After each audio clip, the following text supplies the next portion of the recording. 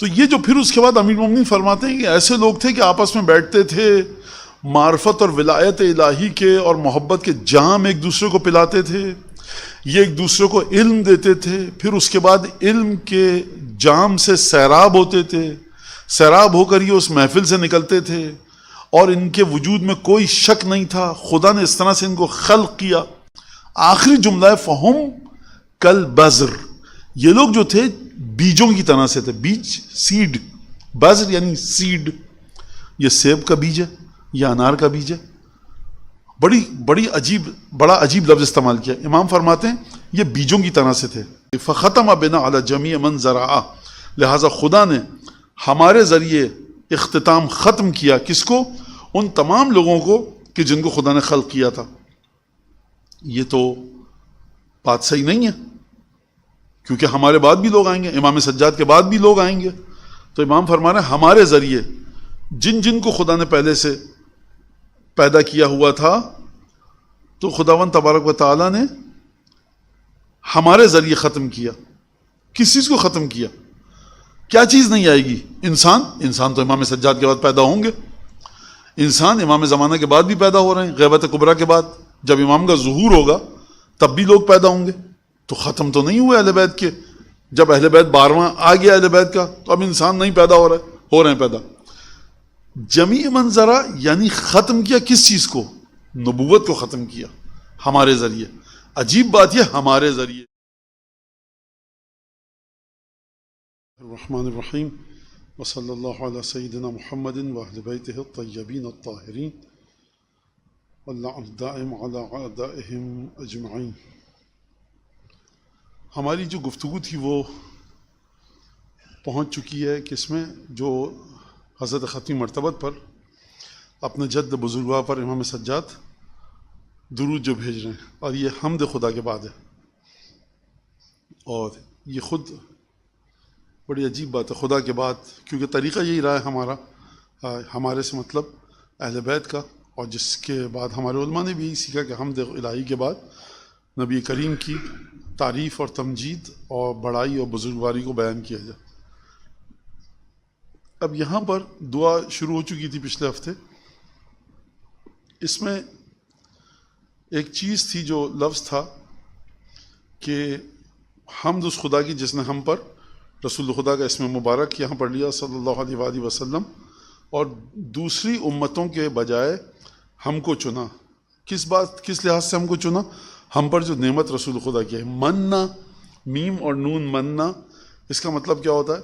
میں نے یہ بتایا تھا کہ منت رکھی ہم پر، اور مننا کا جو مرحوم راغب اصفہانی نے جو بیان کیا اپنی کتاب میں مفردات میں، وہ مننا کا مطلب ہے قطع، یعنی کاٹ دینا، یعنی اب اس کے بعد کوئی اور نعمت نہیں آ سکتی، نعمتوں کا سلسلہ ختم، اس سے بڑھ کر کوئی نعمت نہیں ہے جو رسول خدا کی نعمت تھی۔ اور اسی لیے جب ہم انسان ایک دوسرے پر احسان جتلائیں تو اس کو بھی کہا جاتا ہے منت، جو کہ ناپسندیدہ ہے۔ کیوں؟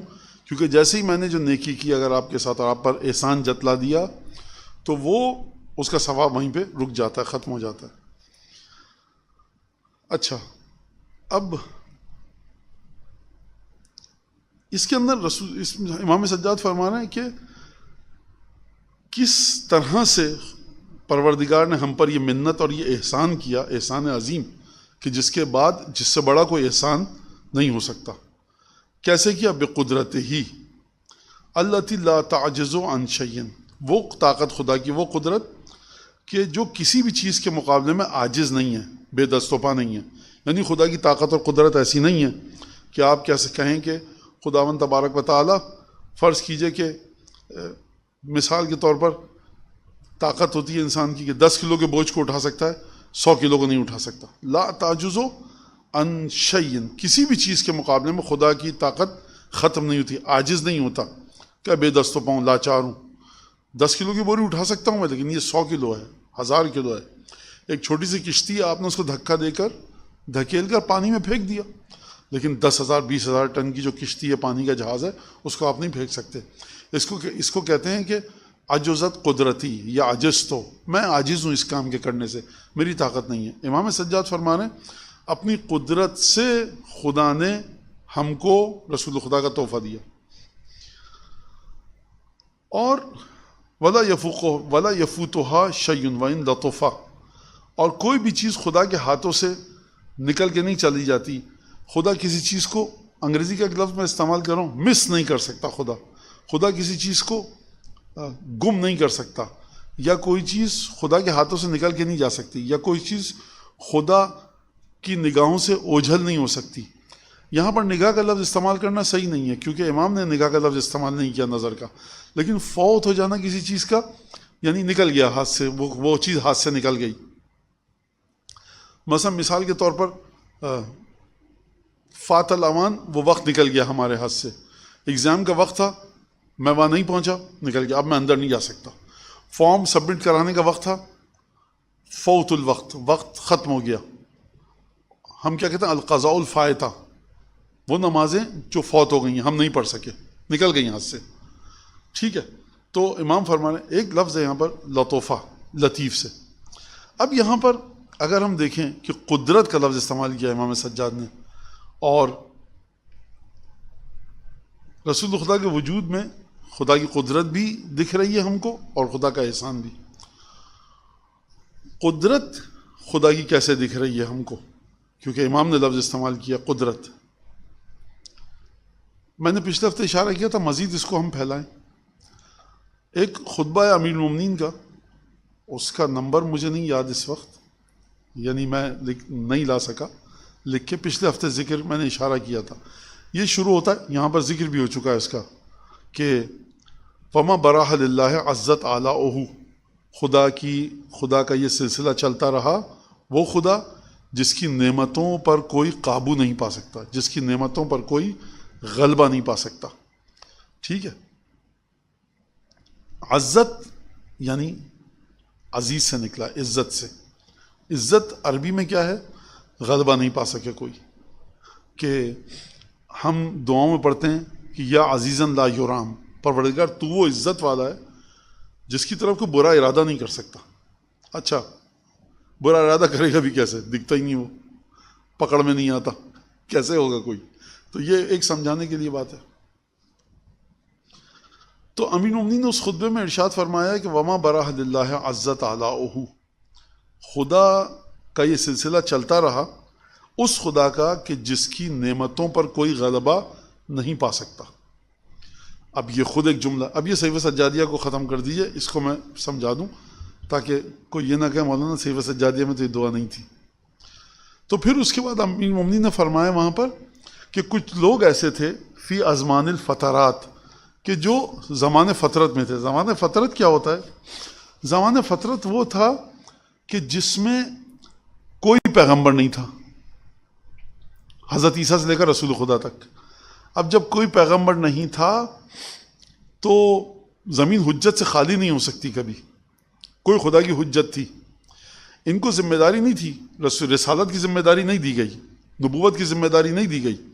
لیکن مولا فرما رہے ہیں کہ وما براہ للہ عزت آلو فی ازمان الفترات، حضرت عیسیٰ علیہ السلام سے لے کر ہمارے پیغمبر تک جو بیچ میں 500 سال کا زمانہ تھا، اس میں کبھی ایسا نہیں ہوا کہ کچھ لوگ ایسے نہ ہوں کہ جن کی فکروں میں جا کر خدا ان سے گفتگو نہ کرتا ہو.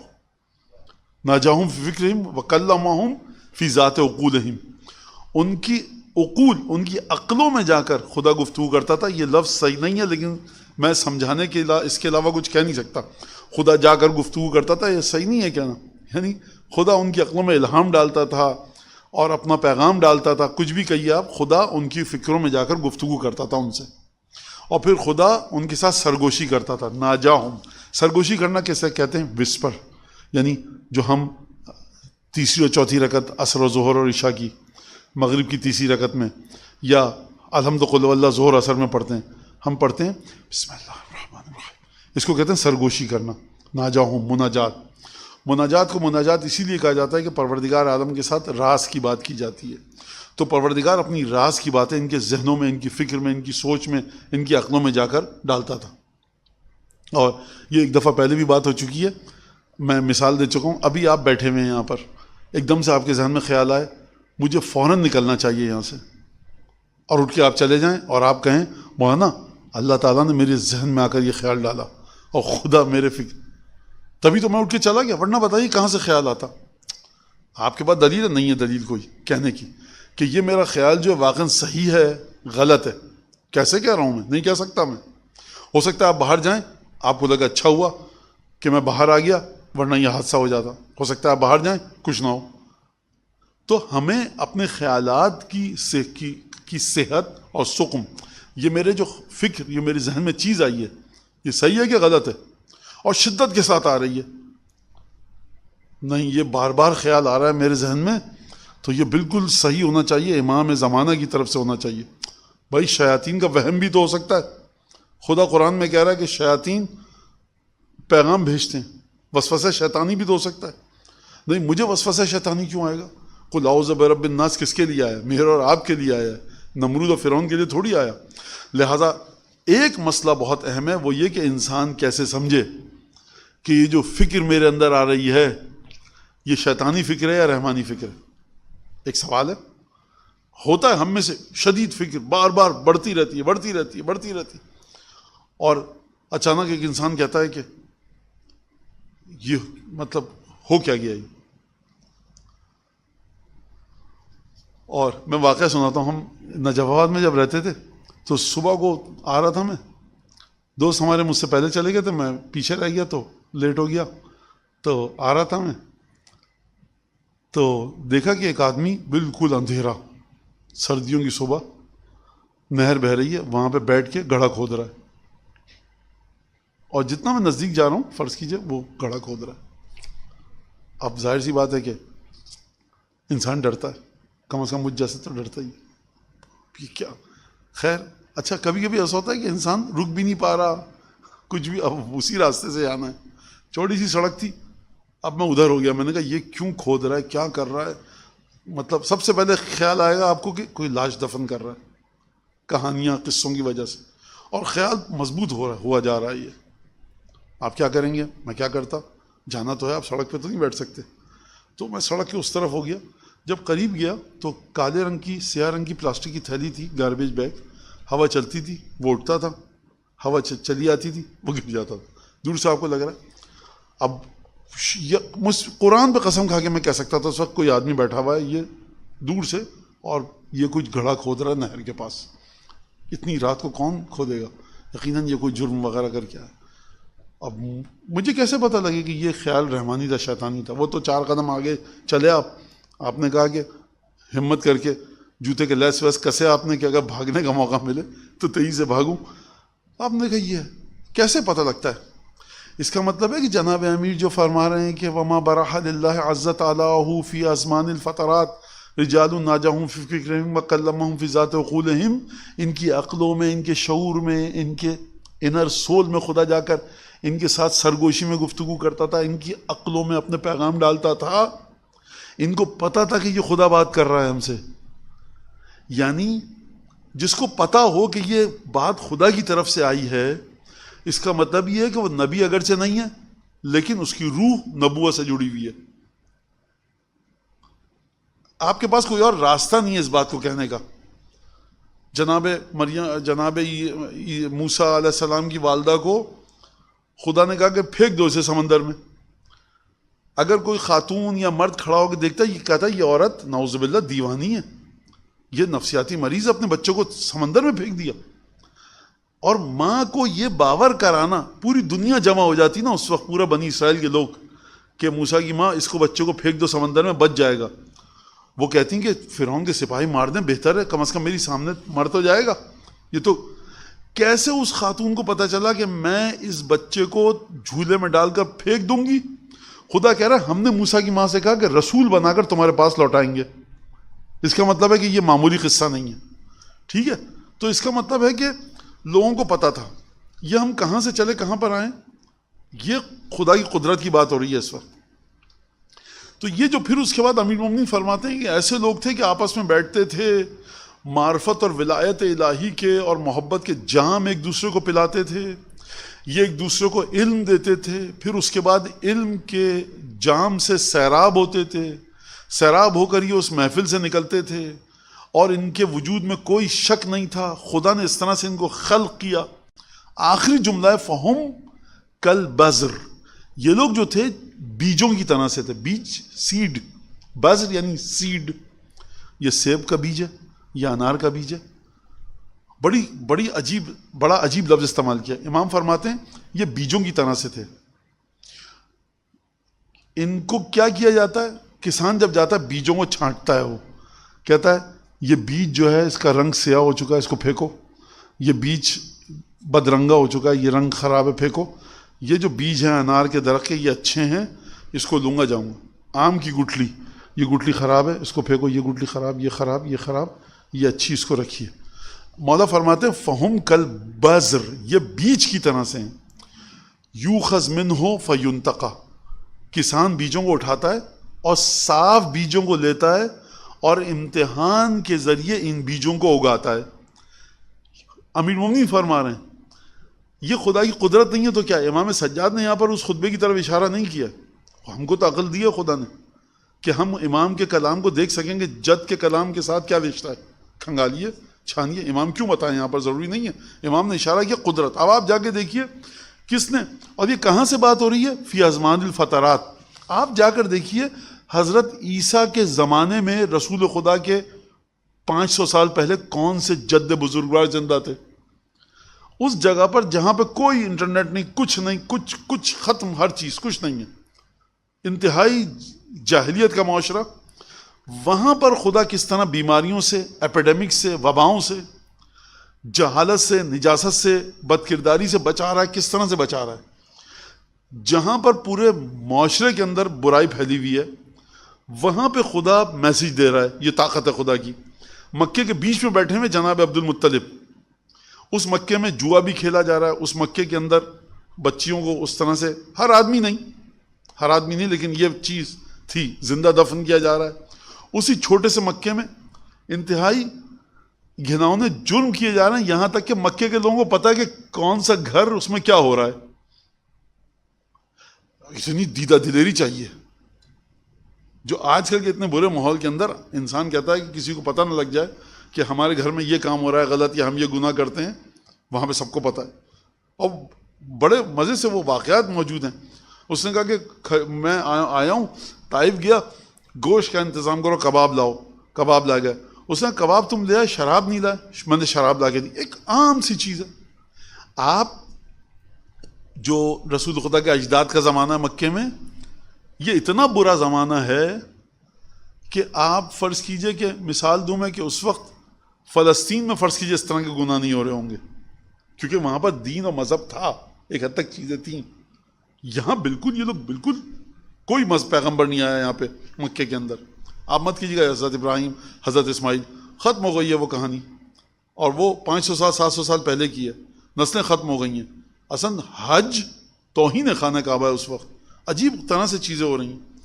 وہاں پر خدا کی طاقت ہے, ان کے بیچ میں رکھ کر ان کو اس طرح سے رکھا کہ آپ پورے خاندان میں چلے جائیے, رسول خدا کے والد, ان کے والد, ان کے والد, کوئی آپ کو کہیں جاہلیت کی تاریخ میں یہ نہیں ملے کہ عبد المطلب نعوذ باللہ الیاذ باللہ خاکم بدان کے وہ جوا کھیل رہے تھے.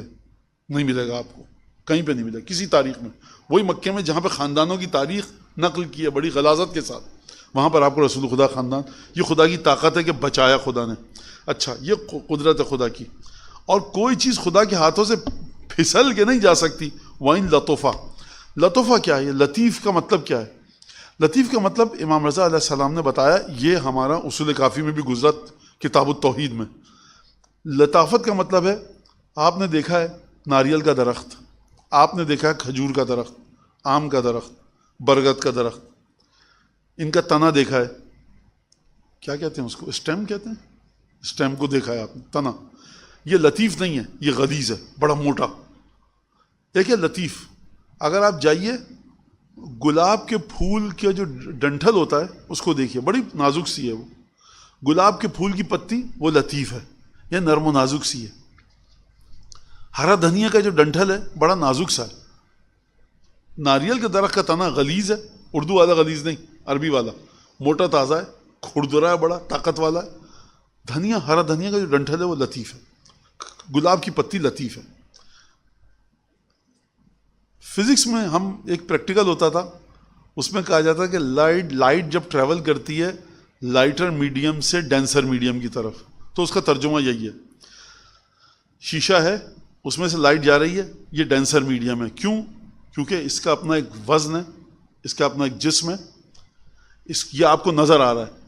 لیکن لائٹ شیشے سے گزر کے جب ہوا میں آ رہی ہے، یہاں پہ کچھ نظر نہیں آ رہا ہے، یہ جگہ خالی ہے، تو کہتے ہیں لطیف. اس کو کیا مطلب لطیف کا مطلب؟ کہ جو آپ کے حواس میں نہ آئے. اگر آسان ترین ترجمہ میں کروں، لطیف کا مطلب جو آپ کے حواس میں نہ آئے، آپ چھو نہیں سکیں، پکڑ نہیں سکیں. خوشبو بہترین مثال ہے. آپ ایک دفعہ ٹاٹ خریدنے جاتے ہیں، چاول کی بوری، آپ کپڑے کی ہوتی ہے، اس کو ہاتھ لگائیے، کھردری ہے. ایک دفعہ آپ ریشم لینے جاتے ہیں، بڑا مولانا کتنا لطیف کپڑا ہے، یہ ہے لطیف، وہ ہے غلیظ.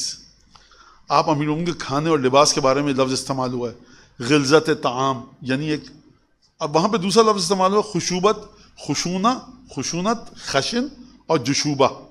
لیکن اس کا معنی، اس کو آپ غلیظ کر سکتے ہیں. غلیظ گندے کے معنوں میں نہیں ہے عربی میں. غلیظ جو چیز کھردری ہو، جو چیز اس کے اندر ایک،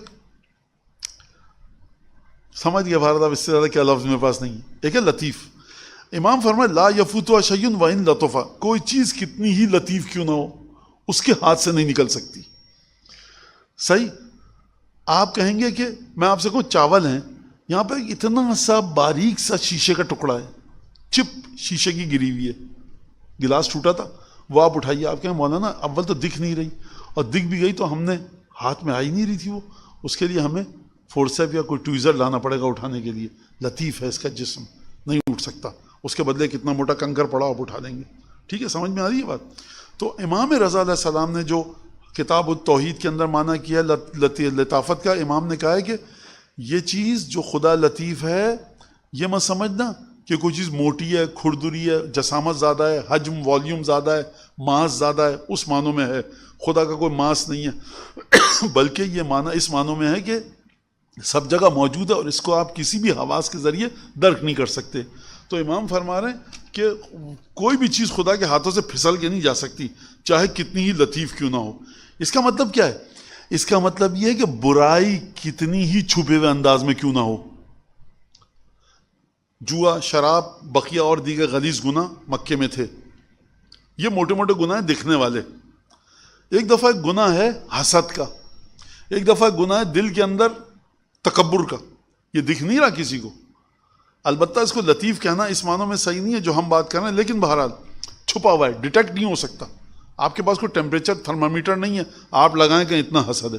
تو امام فرما رہے ہیں کہ جتنا ہی لطیف کیوں نہ ہو، خدا سے وہ ہاتھوں سے نہیں نکل سکتا. خدا کی قدرت ایسی تھی، یعنی رسول خدا کو جو دیکھنے والے، ڈیٹیکٹ ہونے والے گناہ، جس کو آپ دیکھ سکتے ہیں، جس کو آپ نہیں دیکھ سکتے، ایسی چیز جس کو کوئی بھی سمجھ ہی نہیں سکتا کہ کیا ہے، اس کو پروردگار عالم نے اپنی قدرت سے رسول خدا سے روکا. اور نسلاً بعد نسلاً، جیسا امیر المومنین نے فرمایا ہے کہ بیجوں کی طرح سے چنا، اور بیج کو جب کسان بوتا ہے تو اچھے بیجوں کو چنتا ہے. لہٰذا ان شخصیات کو جو حضرت عیسیٰ کے بعد آئیں، نبی نہیں تھیں لیکن ان کی عقلوں میں خدا گفتگو کرتا تھا، یہ بیج کی طرح تھے، خدا نے ان کو چنا ہے. اور بیج کو چننے کے بعد کیا کرتا ہے انسان؟ زمین میں لگاتا ہے. امام فرما رہے ہیں مثال امیر المومنین بیجوں والی مثال ہے. یہ بیج کہاں پر لگائے گئے؟ یعنی ہر جو دادا پردادا کا جو صلب تھا، جو خواتین کے جو ارحام تھے، رحم تھے، وہ خواتین کہ جن کے بطون میں پرورش پائی، جن کے صلبوں میں موجود تھے، وہ تمام کی تمام نجاستوں سے پاک تھے. رسول خدا جو معصوم ہیں، تو ایسے نہیں معصوم کہ حادثاتی طور پہ اس گھر میں پیدا ہو گئے، بلکہ نسل کو امام فرما رہے ہیں کہ قرون سابقہ وہاں پر نہیں بھیجا، اپنی قدرت سے خدا نے یہاں پر بھیجا. اور کس طرح سے بھیجا؟ اس طرح سے بھیجا. لہٰذا اب میں اس کو خلاصہ کروں، قدرت خدا نے کہاں دکھائی؟ آبا و اجداد اور ماں اور نانی اور پرنانی اور پرنانی کی پرنانی کو بچایا، نانا کو، نانا کے والدین کو. دیکھیے ایک بچہ، ہم سب کسی کے اولاد ہیں، ایک آدمی بیٹھا ہوا ہے ہم میں سے ہر ایک یہاں پر. اگر آپ اپنا نام لکھیں اور اپنے والدین کا نام لکھیں اوپر، تو یہ ماں کا نام، یہ باپ کا نام، پھر ان کے ماں باپ کا نام لکھیں، پھر ان کے تو یہ درخت، یہ شجرہ پھیلتا جائے گا. ٹھیک ہے، جو پیرامڈ کہتے ہیں یہ الٹا ہو چکا ہے. احرام مصر جو ہے تو آپ کا نام ہے ایک، پھر آپ نے اپنے ماں باپ کا نام لکھا تو یہ 2 یوں ہو گئے، ماں باپ کے ماں باپ پھر یہ 4 ہو گئے، پھر ان 4 میں سے ہر ایک کے 2 تو پھر یہ کتنے ہو گئے؟ یہ پورے کے پورے خدا کی قدرت نے ان کو بچایا. یعنی رسول خدا کا اگر آپ پیچھے جائیں، اور ہر انسان ایسا ہی ہے، رسول خدا کا شجرہ پیچھے کی طرف جائیں پھیل رہا ہے، اور کہاں تک گیا ہوگا اللہ جانتا ہے. ان ایک ایک خاتون کو، ایک ایک مرد کو پروردگار نے اپنی قدرت سے بچایا، اور اس کے بعد رسول خدا کو ہوتے ہوتے ہمارے زمانے میں پروردگار عالم نے وجود عطا کیا. وہ خدا کے جس کی طاقت کسی چیز کے مقابلے میں کم نہیں ہوتی، اور چیز جتنی لطیف ہو اس کے ہاتھ سے جاتی نہیں ہے. یعنی اس نے اپنی طاقت سے، اپنے لطیف ہونے کے وجہ سے ہر چھوٹے بڑے گناہ سے بچایا، ہر اپنی پوری طاقت کے ساتھ. یعنی اگر میں یہ کہوں کہ خداوند تبارک و تعالیٰ کی توجہ، عنایت اور پروردگار عالم کا لطف کرم اگر سب سے زیادہ نظر آتا ہے رسول خدا میں. یہ بات یہاں پہ ختم ہو گئی. فختم بنا علی جمیع من زرعہ، لہٰذا خدا نے ہمارے ذریعے اختتام ختم کیا. کس کو؟ ان تمام لوگوں کو کہ جن کو خدا نے خلق کیا تھا. یہ تو بات صحیح نہیں ہے، کیونکہ ہمارے بعد بھی لوگ آئیں گے، امام سجاد کے بعد بھی لوگ آئیں گے. تو امام فرما رہے ہیں ہمارے ذریعے جن جن کو خدا نے پہلے سے پیدا کیا ہوا تھا، تو خداوند تبارک و تعالیٰ نے ہمارے ذریعے ختم کیا. کس چیز کو ختم کیا؟ کیا چیز نہیں آئے گی؟ انسان تو امام سجاد کے بعد پیدا ہوں گے. انسان امام زمانہ کے بعد بھی پیدا ہو رہے ہیں، غیبت کبریٰ کے بعد جب امام کا ظہور ہوگا تب بھی لوگ پیدا ہوں گے. تو ختم تو نہیں ہوئے اہل بیت کے. جب اہل بیت 12واں آ گیا اہل بیت کا تو اب انسان نہیں پیدا ہو رہے ہیں پیدا. جمیع من ذرا یعنی ختم کیا کس چیز کو؟ نبوت کو ختم کیا ہمارے ذریعے. عجیب بات یہ، ہمارے ذریعے یعنی نبوت ہمارے گھر کی چیز ہے، ہم لوگوں کے ذریعے ختم کیا. وَجَعَلَنَا شُهَدَاءَ عَلَى مَنْ جَحَدَ، اور ہم کو گواہ قرار دیا پروردگار عالم نے ہر اس شخص کے خلاف جو انکار کرے. ایک شخص کرائم کرتا ہے، ایک جرم کرتا ہے، چوری کرتا ہے، ڈاکہ ڈالتا ہے. جج بلاتا ہے، آئے بھائی آپ پر الزام ہے، ایلیگیشن ہے، آپ نے چوری کی ہے، آپ نے چوری کیا، آپ آ جائیے. آپ آئے. وہ کہتا ہے جج صاحب میں نے نہیں کیا. اس کو کہتے ہیں جحدا، انکار کر رہا ہے. جج صاحب کہتے ہیں اچھا تم نے چوری نہیں کی، ٹھیک ہے. وکیل آتا ہے، کہتا ہے گواہ موجود ہیں، گواہ کو بلاتا ہے. کہتا تم کہاں؟ کہتا میں وہاں کھڑا ہوا تھا دکان پہ، ان صاحب نے تالا توڑا، میں وہاں سے دیکھ رہا تھا. تو یہ جو مجرم ہے، یہ جو کرمنل ہے، یہ جو انکار کر رہا ہے، اس کے خلاف ایک گواہ موجود ہے. امام فرما رہے ہیں جو بھی خدا کا انکار کرے خدا نے ہم کو گواہ بنایا ہے اپنی مخلوق پر. یہ بڑی عجیب بات ہے. اور اس پہ مرحوم علامہ طباطبائی نے جو المیزان میں تفسیر میں ایک نقطہ بیان فرمایا ہے وہ یہ کہ یہ قیامت میں علم نہیں دے گا خدا. قیامت میں اگر خدا علم دے گا تم گواہی دو، گواہ کا لفظ وہاں ہے جہاں گواہ نے واقعہ ہوتے ہوئے دیکھا ہے. وہاں تو ہماری کھالیں بولیں گی، ہاتھ بولیں گے، پیر بولیں گے. صحیح ہے، قرآن کے مطابق ہاتھ ہمارے گفتگو کریں گے، ہمارے پیر، ہماری کھال، یہ 3 چیزیں گفتگو کریں گی. یہ تو وہاں گفتگو کریں گی. تو گواہ کا لفظ وہاں پر آتا ہے کہ گواہی دے، ایویڈنس جس کے پاس ہے، آئی وٹنس ہے، وہ آ کر بتائے کہ اس نے واقعہ ہوتے وقت دیکھا ہو. تو وہ یہ کہہ رہے ہیں کہ علامہ طباطبائی نے اس سے یہ مطلب نکالا ہے کہ ائمہ کی بارگاہ میں ان کو علم ہوتا ہے جو ہم کر رہے ہوتے ہیں کام، اور ان کی بارگاہ میں ہمارے اعمال پہنچتے ہیں. جیسے وہ جو ہے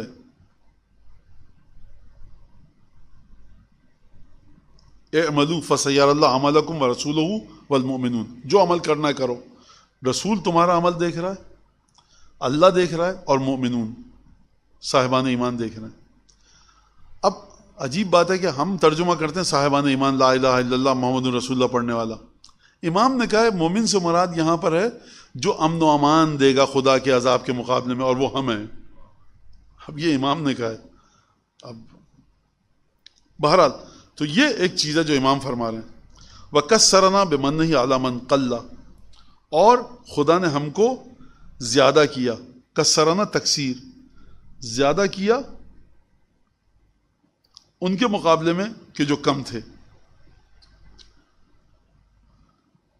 اب کسرنا بے من نہیں علامن قلّہ، یہ من وہی لفظ آیا ہے، اس سے مراد مسلمانوں کی تعداد ہے، اس سے مراد اہل بیت کے پیغام کا پھیلنا ہے، اس سے مراد یہ ہے کہ جو رسول خدا کی مخالفت کرتے تھے، کہتے تھے کہ نعوذ باللہ رسول خدا کا نام لیتے تھے، کہتے تھے جب یہ مر جائے گا کوئی نام لینے والا نہیں ہوگا، ایک بیٹی ہے، 2 بیٹے مکے میں مرے، 1 بیٹا مدینے میں مرا، سب ختم ہو گیا یہ داستان۔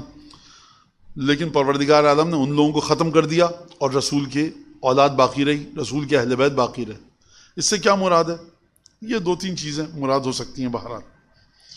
اب اس کے بعد جب یہ رسول خدا کا نام دیا تو اب یہاں پر آ کر فرما رہے ہیں اللہم فصل علی محمد، پروردگار درود بھیج محمد مصطفیٰ پر صلی اللہ علیہ وآلہ وسلم۔ اب پہلی صفت امین کا علی وحیک، جو امانت دار ہے تیری وحی پر۔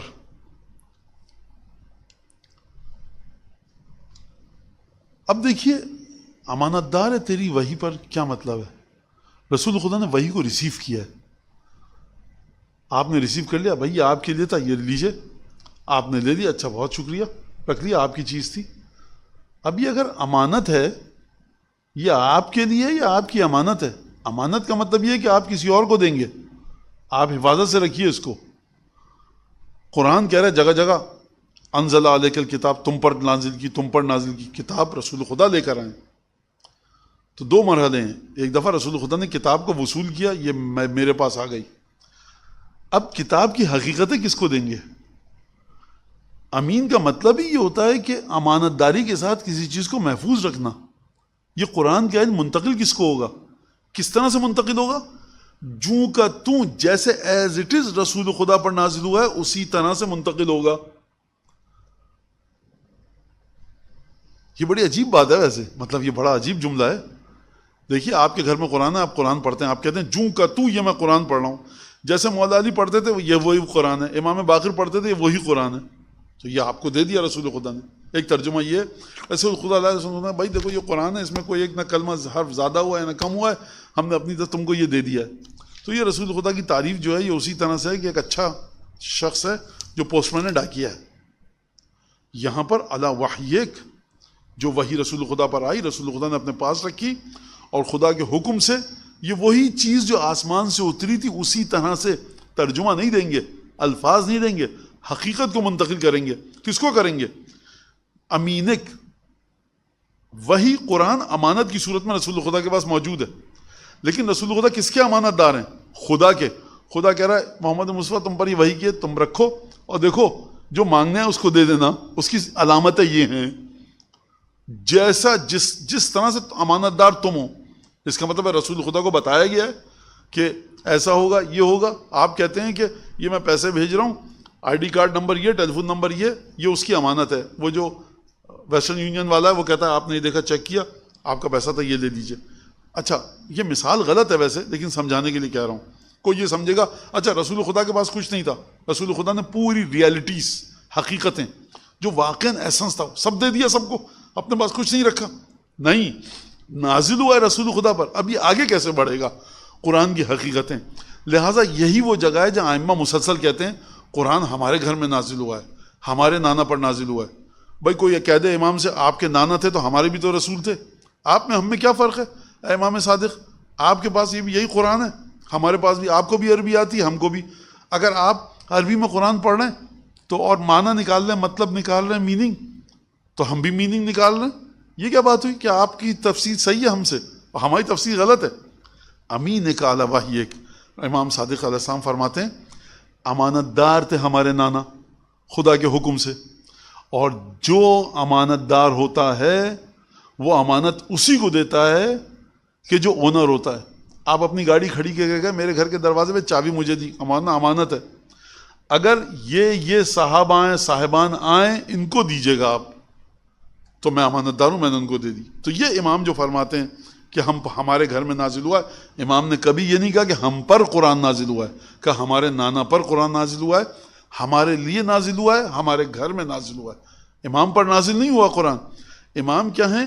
رسول خدا نے امانت کو منتقل کیا ہے خدا کے حکم سے۔ اور یہ ایک بڑی اہم چیز ہے، سوال کیا جائے لوگوں سے رسول خدا اگر امانت دار ہیں وحی الہی کے تو کون کس کو منتقل کرنی ہے امانت؟ جہاں پہ آپ نے کہا امین، وہ کسی کو منتقل کرے گا. کس کو منتقل کی ہے؟ یہ ہم کو قرآن منتقل کیا ہے رسول خدا نے.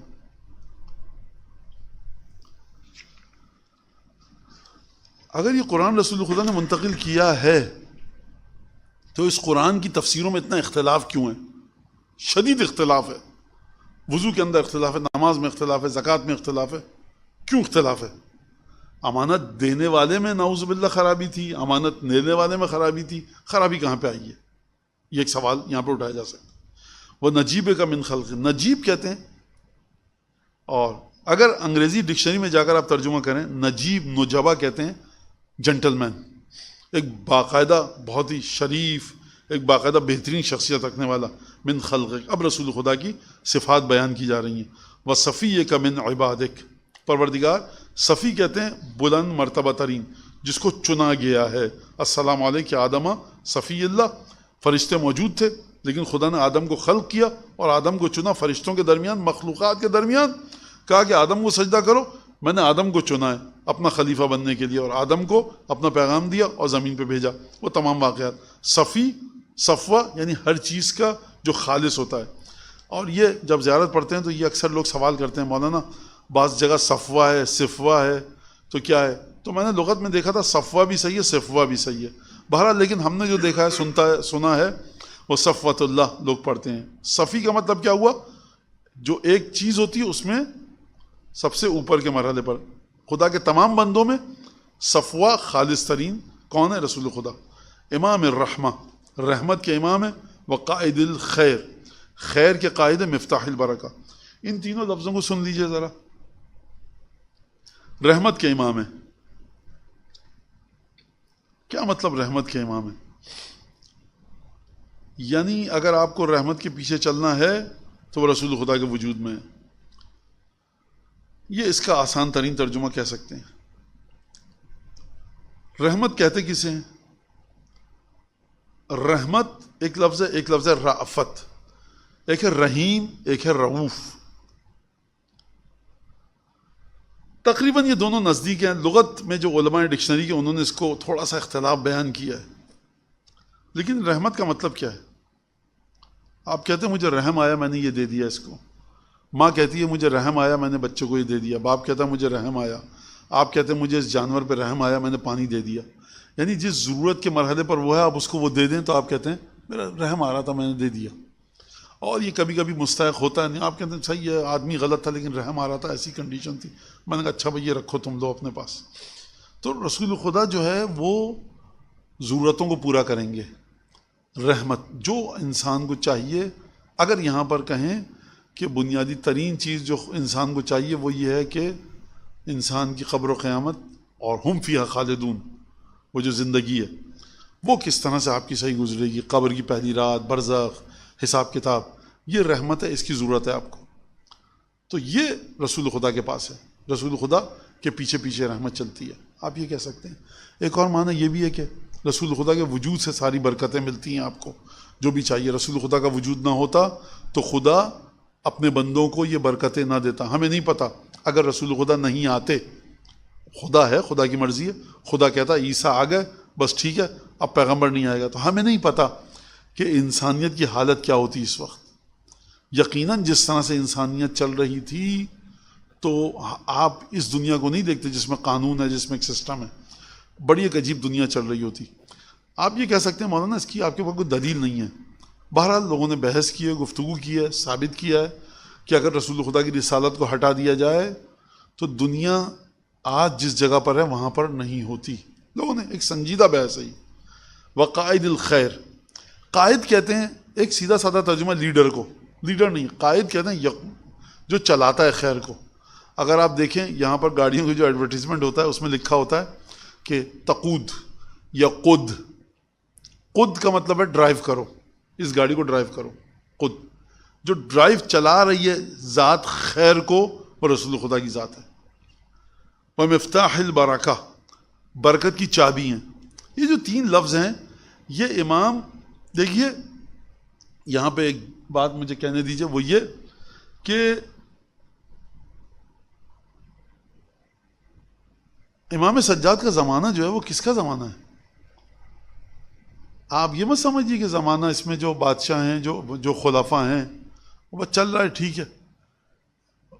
یہ مسلمان تھے، اور جب قرآن پہ کبھی کوئی حملہ ہوتا تھا، کبھی رسول خدا کے سلسلے میں، تو ان کو پریشانی ہوتی تھی، اور ائمہ کو 2-3 واقعات ملتے ہیں کہ مدد کے لیے بلایا ان لوگوں نے دمشق، اور مشورہ لیا اور خط لکھا کیا کروں. اب اس میں نیت ان کی جو بھی ہو کہ بھائی مسلمان رہیں گے تو ہم رہیں گے نا، ہو سکتا ہے یہ ہو جو بھی ہو، یا اللہ جانے کہ بھائی بہرحال رسول خدا کو تو بچاؤ. کس رسول خدا کو بچاؤ؟ جس رسول خدا کے بعد اہل بیت نہ ہوں البتہ، ٹھیک ہے. لیکن یہ بھی ہے کہ یہی ہیں جن سے مدد مانگنی چاہیے، اور تاریخ تھی ان کے پاس پیچھے پوری کہ ہمیشہ مدد کے لیے امیر المومنین کو بلایا جاتا تھا. لیکن اگر آپ تاریخ جا کر دیکھیں تو جس ڈگر پہ مسلمان چل چکے تھے 10-20-50 سال کے اندر، یعنی امام سجاد کے زمانے میں، وہ ایک بڑی عجیب سی کیفیت ہو گئی تھی. اور یعنی درس و تدریس مدینہ کا حال یہ تھا کہ بعض لوگوں نے لکھا ہے کہ میں بڑا مہذب لفظ استعمال کروں، مطلب کہ ایک گانے والی خاتون تھی، وہ حج پہ جا رہی تھی، تو ایک کافی لمبا چوڑا قافلہ اس کے ساتھ جا رہا تھا کہ بھائی یہ جا رہی ہیں محترمہ، تو ان کے ساتھ جایا جائے. اور جب مر گئی ایک سنگر مدینے میں، تو لوگوں نے کہا کہ یہ نقصان ہوا ہے بڑا، مدینے میں کون ہے جو گانے گائے گا. اور لکڑی کی چھت تھی وہاں پر، اتنا زور سے وہ رقص کر رہے تھے، ناچ رہے تھے کہ وہ چھت گر پڑی. اچھا آپ کہیں مولانا یہ تو بھائی مدینہ ہے، ابھی رسول خدا کو گئے ہوئے کتنے سال ہوئے ہیں، یہاں پر وہ لوگ ہیں جنہوں نے رسول خدا کے شاگردوں کو دیکھا ہے. کوئی یہ نہیں کہہ رہا کہ جو بھی ہو جائے، مکے کا ایک خاص اسٹیٹس دیا ہوا ہے وہاں کے لوگوں نے، مدینہ کا ایک خاص اسٹیٹس ہے، ٹھیک ہے، کربلا کا ایک خاص اسٹیٹس ہے. نجف جو فلائٹ اترتی ہے، بعض ایئر لائنز نہیں جاتی کیونکہ ان کے کھانے پینے میں وہ چیزیں دی جاتی ہیں، انہوں نے کہا یہ آپ نہیں لا سکتے قانوناً، انہوں نے کہا پھر ہم نہیں آئیں گے، اس نے مت آئیے. بھائی جہاز اتر رہا ہے ایئرپورٹ پہ، ایک اسٹیٹس ہے شہر کا کہ یہاں پر وہ فلائٹ نہیں اترے گی جس میں یہ چیزیں، اب مجھے کسی نے بتایا اور لگتا بھی صحیح ہے بہرحال. تو یہ جو ہے نا، اب یہ رسول خدا کے بارے میں امام بتا رہے ہیں کہ بھائی امام رحمت ہے، قائد خیر ہے، برکت کی چابی ہے. تم رسول خدا کو سمجھو کہ دیکھو رسول خدا کا یہ اسٹیٹس تھا، یہ نہیں کہ ایک رسول آیا چلا گیا ختم. اور یہ میں کہہ رہا ہوں جو رسول خدا کا نواسا ہے. کیسے کہہ رہا ہوں؟ عربی دیکھو اس کی، میرا علم بتا رہی ہے یہ عربی کہ کس طرح سے یہ، معذرت چاہتا ہوں، یہ کس طرح سے رسول خدا کی شخصیت ہے. آپ ایک لحاظ سے دیکھیں، امیر المومنین کے خطبے دیکھیے، آپ جا کر پوری نہج البلاغہ پڑھیے، دھیرے دھیرے پڑھتے رہیے، 1 سال میں 2 سال میں ختم ہو جائے گی. آپ اپنے ذہن میں یہ رکھیے کہ امیر المومنین فوکس کن 2-3 چیزوں پر ہے. دنیا کے پیچھے مت بھاگو، مال جمع مت کرو، تقوی حاصل کرو، یہ کرو، فلاں چیز کرو. لگتا ہے کہ ایک نیا رسول آیا ہے کوئی، بنیادی ترین چیزوں پہ رسول کی طرف توجہ دلا رہے ہیں. آپ 6 امام، 7ویں امام، 5ویں امام کے اس طرح کے خطبے نہیں دیکھیں گے، کیونکہ امیر المومنین کو کیا کہتے ہیں آپ لوگ، اسکریچ سے شروع کرنا پڑا جو معاشرے کی حالت تھی اس وقت، کہ گویا رسول خدا کی جو ایجوکیشن تھی، جو ٹیچنگز تھیں، اس کو دوبارہ سے زندہ کر رہے ہیں. اور اس سلسلے کو چھوڑ کر کہ دیکھو میں کیا ہوں، میں کیا نہیں تھا، بہت کم گفتگو کی ہے جناب امیر نے بہت اہل بیت نبی پر. اکثر نہج البلاغہ دیکھیں آپ، توحید پر، رسالت پر، رسول خدا پر اتنے ڈیٹیل وے میں امیر المومنین گفتگو کر رہے ہیں. بھائی یہ 35 ہجری ہے، وہ لوگ موجود ہیں جنہوں نے رسول خدا کو دیکھا ہے. یہ گفتگو ہو کس کے لیے رہی ہے؟ اس کا مطلب ہے یہ خطبے ہسٹری کو بھی بتا رہے ہیں، یہ دعا ہسٹری کو بتا رہی ہے کہ رسول خدا کے بارے میں کہا جائے کہ بھائی قائد خیر وہ ہے، مفتاح برکت وہ ہے، یہ تمام کی تمام چیزیں. ورنہ یہ امام کس جگہ بیٹھے ہیں؟ مدینے میں. قرآن نہیں پڑھتے تھے کیا یہ لوگ؟ قرآن میں نہیں ہے وَمَا أَرْسَلْنَاكَ إِلَّا رَحْمَةً لِلْعَالَمِينَ؟ کافی ہے رحمةً لِلْعَالَمِينَ. خدا کہہ رہا ہے حبیب تمہاری یہ قرآن پڑھ لو، سیف سجادے کی دعا کو ہٹا دیجیے آپ. تو امام بتانے کہ دیکھو یہ ہے رسول، اور کس طرح یہ ہے وہ تبلیغ کہ رسول کو ان کی عظمت کے مقام پر دوبارہ لے کر آنا، جس مدینہ کا یہ حال ہے. اور چھوڑ دیجیے آپ دمشق میں کیا ہو رہا تھا اس وقت، چھوڑ دیجیے آپ طائف میں کیا ہو رہا ہوگا. تو یہ کما نصب لامرک نفسہ، جس طرح رسول خدا نے تیرے امر، پروردگار تیرے کام کے لیے اپنے آپ کو ایک جگہ پر رکھا. آسان ترجمہ.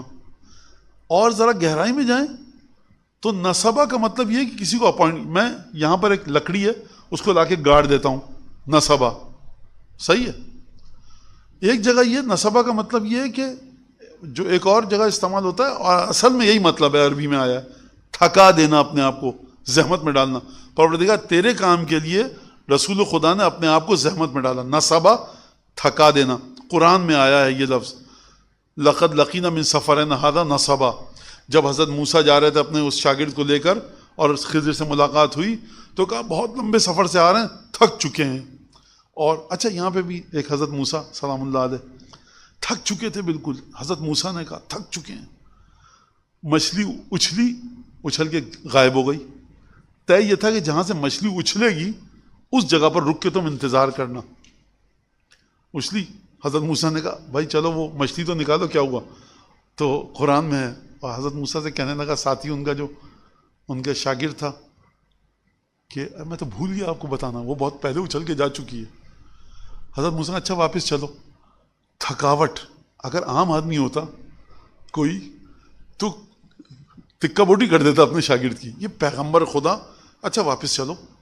کوئی کوئی کوئی کوئی یعنی واقعاً جب میں یہ آیت پڑھتا ہوں اتنا لمبا سفر کر کے آئے اور کہہ رہے ہیں، اور خدا کہہ رہا ہے کہ اتنی تھک گئے تھے، خدا نے ذکر کیا تھک گئے تو واپس چلو واپس چلو. تو یہ ایک ہے، اگر کوئی دنیاوی بادشاہ ہوتا تو کورٹ مارشل ہو جاتا بیچارے کا. اپنے آپ کو تھکاوٹ میں ڈالا تیرے کام کی خاطر. ہوا الرضا فیک للمکروہ بدنہ. الرضا کہتے ہیں تعریض، یعنی اپنے آپ کو کسی چیز کی زد میں رکھنا. الرضا یعنی تیر آ رہے ہیں امام حسین علیہ السلام کی طرف، وہ کیا کر رہا ہے؟ وہ ایک دفعہ تو بھاگ جائے، وہ کہہ رہا ہے نہیں، کھڑے ہو کے تیر اپنے ہاتھوں پہ چیر روک رہا ہے. اپنے آپ کو سامنے رکھنا، کیا کہنا. للمکروہ، جتنی بھی بری چیزیں تھیں ان میں رسول خدا نے اپنے آپ کو سامنے رکھا، بدن کو سامنے رکھا، فیکا تیری خاطر. وکاشف فی الدعاء الیک حامتہ، اور جو رشتہ دار ہوتے ہیں، جو حامی ہوتے ہیں، رسول خدا نے الدعاء الیک، تیری طرف جو پکار کے لائے رسول خدا، دعوت دے رہے تھے آؤ اللہ کی طرف. تو اس کا نتیجہ کیا نکلا؟ جو حامتہ، جو رسول خدا کے حامی ہو سکتے تھے، بعض چچا زاد بھائی، قبیلے والے قریش، ان کو پروردگار عالم نے، رسول خدا نے کیا کیا؟ ان کے سامنے اپنے آپ کو پیش کر دیا. یعنی اگر میں چپکے سے بات کروں، کان میں جا کر کسی کو مت بتانا، آپ نے کہا ٹھیک ہے مسلمان ہو جاؤ، نہیں ہو رہا ہے خاموش رہو. لیکن اس طرح سے پیغام دیا کہ جو حامتہ، جو بڑے گرم لوگ تھے رشتہ دار، گرم جوشی والا سنتے ہیں نا ایک لفظ اردو میں، گرم جوشی، یہ حامتہ وہی ہے کہ گرم جوشی کے ساتھ جن کے ساتھ رشتہ داریاں تھیں ان کے سامنے اپنے آپ کو پیش کر دیا رسول خدا نے، اور اپنے آپ کو کہ ہاں تمہارا دشمن ہوں میں، اگر تم خدا کے دشمن ہو میں تمہارا دشمن، تم یعنی مجھ سے تم رابطہ توڑ لو، جس کا نتیجہ دشمنی ہوئی. میں یہ نہیں کہہ سکتا کہ رسول خدا نے دشمنی کا آغاز کیا، یہ غلط بات ہے. رسول خدا تو اپنی بات کر رہے ہیں، آپ کو بری لگ رہی ہے، آپ نے دشمنی کا آغاز کیا، آپ جواب دے دیتے. رسول خدا تو سمپل قرآن کی آیت پڑھ رہے تھے، آپ بھی پڑھ دیتے، عربی آپ کو بھی آتی تھی. تو دشمنی رسول خدا نے نہیں شروع کی، ان لوگوں نے شروع کی تھی. وحارب فی رضاک اسرتہ، اور اپنے خاندان کے ساتھ جنگ کی، فی رضاک تیری رضامندی کے لیے. اب یہ کیا مثالیں ہیں ساری آپ دیکھ لیجیے جا کر. بنو امیہ کی بہرحال رشتہ داری تھی، اور دوسرے قبائل جو تھے ان کی رشتہ داریاں تھیں، تعلق تھا، اتنا سا مکہ تھا اور رشتہ داریاں تھیں بہرحال. وقطع فی احیاء دینک رحمہ، قطع رحم کرنا بہت غلط چیز ہے، رشتہ داروں سے قطع تعلق کر لینا، لیکن رشتہ داریوں کو توڑ دیا. فی احیاء دینک، رسول خدا نے دیکھا دین کو زندہ کروں یا رشتہ داری نبھاؤں، کا دین کو زندہ کروں گا، رشتہ داری ختم کر دوں گا. وَأَقْصَى الْأَدْنَيْنِ عَلَى جُحُودِهِمْ، جو نزدیک تھے، جب رسول خدا نے اسلام کا آغاز کیا تو نزدیک والے دور ہو گئے. اقصا دور کر دیا. رسول خدا کا یہ کام، اس کا نتیجہ یہی نکلنا تھا. وہ کہہ رہے ہیں اے محمد ہم تو تمہارے نزدیک آنا چاہتے ہیں، تم ایک اللہ کی بات کرتے ہو.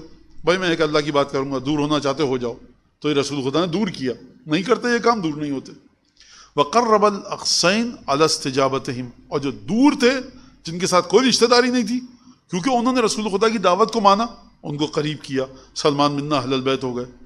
وَوَالَ فِيكَ الْأَبْعَدَيْنِ الْأَبْعَدِينَ، اور پروردگار والا یعنی موالات، جو دور تھے رسول خدا ان سے جڑ گئے. والا یوالی کا مطلب ہے اپنے ساتھ جوڑ دینا، اگر میں اس کا آسان ترجمہ کروں. وعد فیک الاقربین، اور جو اقربین تھے، نزدیک تھے، ان کے ساتھ تیری وجہ سے دشمنی کی. اب یہاں پر یہ جو چیزیں ساری کی ساری وَأَدْأَبَ نَفْسَهُ فِي تَبْلِيغِ رِسَالَتِكَ، اپنے آپ کو پیش کر دیا رسول خدا نے، جو کرنا ہے میرے ساتھ کرو، پروردگار تجھے جو امتحان لینا ہے لے لے، یہ مکے کے لوگ میرے ساتھ جو دشمنی کریں کریں، لیکن تیری رسالت کی تبلیغ میں کر کے رہوں گا. وَأَتْعَبَهَا بِالدُّعَاءِ، اپنے آپ کو زحمتوں میں ڈالا، إِلَى مِلَّتِكَ، کہ تیرے دین کو قبول کر سکیں. وَشَغَلَهَا بِالنُّصْحِ لِأَهْلِ دَعْوَتِكَ، اور جتنے بھی لوگ تھے، جتنے بھی اقوام تھیں، ان کے ساتھ رسول خدا مصروف ہو گئے. بالنصح، نصح کہتے ہیں خالص طریقے کے جذبات کے ساتھ کوئی کام کرنا. حضرت ابو الفضل عباس کے بارے میں آیا ہے نصیحت، توبۃ النصوح آیا ہے ہمارے یہاں لفظ، خالص توبہ کہ اب میں نہیں پلٹوں گا. حضرت عباس کے بارے میں آیا نصیحت کرتے تھے امام حسین کے ساتھ. یہ اردو والی نصیحت نہیں ہے. کون سی نصیحت ہے؟ خالص ترین جذبات اور احساسات رکھ کر امام حسین کے لیے وہ کام کیا ابو الفضل عباس نے. خلوص اور نصح تقریباً ایک ساتھ ساتھ چلتے ہیں. لِأَهْلِ دَعْوَتِكَ، جو تیری پکار پر پروردگار، جو تیرے دین پر آئے، تو نے جن لوگوں کو پکارا کہ محمد مصطفیٰ ان کو تبلیغ کرو، تبلیغ کی، اور اس کے بعد انہوں نے مان لیا، تو ان کے ساتھ رسول خدا نے پورے خلوص کے ساتھ، پورے محبت کے ساتھ، پورے دل کے پاکیزہ ترین جذبات کے ساتھ ان کے ساتھ رسول خدا نے معاملہ رکھا. یہاں پر یہ بات ہو گئی. آپ اس کو ذرا دوبارہ پڑھیے گا، تبارہ پڑھیے گا، چوبارہ پڑھیے گا جا کر. کس کی بات ہو رہی ہے؟ مکے کی بات ہو رہی ہے. 13 سال مکے کی تو ہو ہی رہی ہے، ویسے تو 23 سال ہے، 23 ایئرس، لیکن 13 سال تو ہیں ہی نا اس میں. مکہ ہے، مدینے میں پھر اصحاب جمع تھے، موجود ہیں لوگ، بہت بڑی تعداد مسلمان ہو چکی ہے، رسول خدا کو کوئی خطرہ نہیں ہے. یہ مکے کی بات ہے. یہ جو رسول خدا نے تمام 13 سال جھیلے مکے میں، یہ تھا کون ساتھ میں ان کے؟ یہ رسول خدا کی صرف فضیلت نہیں ہے، بخدا اگر امام سجاد کو ان کے ساتھ سے مطلب ان لوگوں کے ساتھ، یہ ہمارے ادب کے خلاف ہے کہ ہم ائمہ یا رسول خدا کے بارے میں کہیں ان کے، آپ کہنا چاہیے ان کے سمجھتا ان لوگوں کے ساتھ، اور حضرت آپ یعنی رسالت میں آپ کے ساتھ تھا کون، اور ان کے ساتھ یعنی جو ساتھ میں لوگ تھے ان کے ساتھ تھا کون.